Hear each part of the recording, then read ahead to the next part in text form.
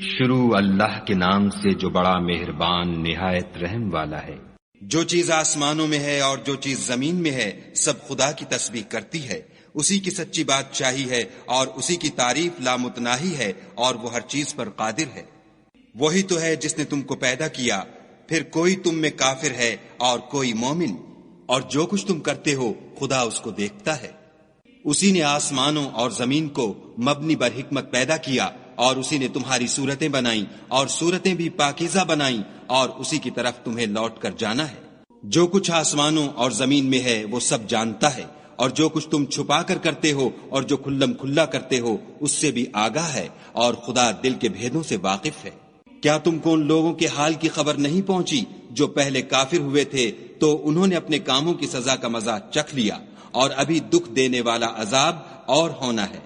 یہ اس لیے کہ ان کے پاس پیغمبر کھلی نشانیاں لے کر آتے تو یہ کہتے کہ کیا آدمی ہمارے ہادی بنتے ہیں، تو انہوں نے ان کو نہ مانا اور منہ پھیر لیا، اور خدا نے بھی بے پرواہی کی، اور خدا بے پرواہ اور سزاوار حمد و ثنا ہے۔ جو لوگ کافر ہیں ان کا اعتقاد ہے کہ وہ دوبارہ ہرگز نہیں اٹھائے جائیں گے۔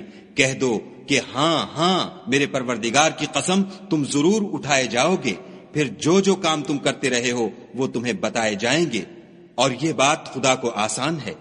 تو خدا پر اور اس کے رسول پر اور نور قرآن پر جو ہم نے نازل فرمایا ہے ایمان لاؤ، اور خدا تمہارے سب اعمال سے خبردار ہے۔ جس دن وہ تم کو اکٹھا ہونے یعنی قیامت کے دن اکٹھا کرے گا وہ نقصان اٹھانے کا دن ہے، اور جو شخص خدا پر ایمان لائے اور نیک عمل کرے وہ اس سے اس کی برائیاں دور کر دے گا، اور باغ بہشت میں جن کے نیچے نہریں بہ رہی ہیں داخل کرے گا، ہمیشہ ان میں رہیں گے۔ یہ بڑی کامیابی ہے۔ اور جنہوں نے کفر کیا اور ہماری آیتوں کو جھٹلایا وہی اہل دوزخ ہیں، ہمیشہ اس میں رہیں گے، اور وہ بری جگہ ہے۔ کوئی مصیبت نازل نہیں ہوتی مگر خدا کے حکم سے، اور جو شخص خدا پر ایمان لاتا ہے وہ اس کے دل کو ہدایت دیتا ہے، اور خدا ہر چیز سے باخبر ہے۔ اور خدا کی اطاعت کرو اور اس کے رسول کی اطاعت کرو۔ اگر تم منہ پھیر لوگے تو ہمارے پیغمبر کے ذمے تو صرف پیغام کا کھول کھول کر پہنچا دینا ہے۔ خدا جو معبود برحق ہے اس کے سوا کوئی عبادت کے لائق نہیں، تو مومنوں کو چاہیے کہ خدا ہی پر بھروسہ رکھیں۔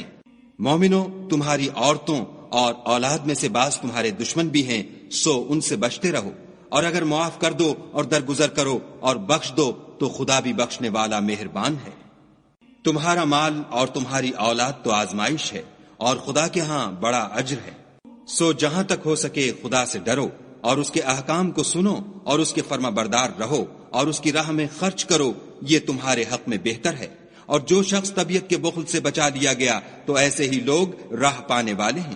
اگر تم خدا کو اخلاص اور نیت نیک سے قرض دو گے تو وہ تم کو اس کا دوچند دے گا، اور تمہارے گناہ بھی معاف کر دے گا، اور خدا قدر شناس اور بردبار ہے، پوشیدہ اور ظاہر کا جاننے والا، غالب اور حکمت والا۔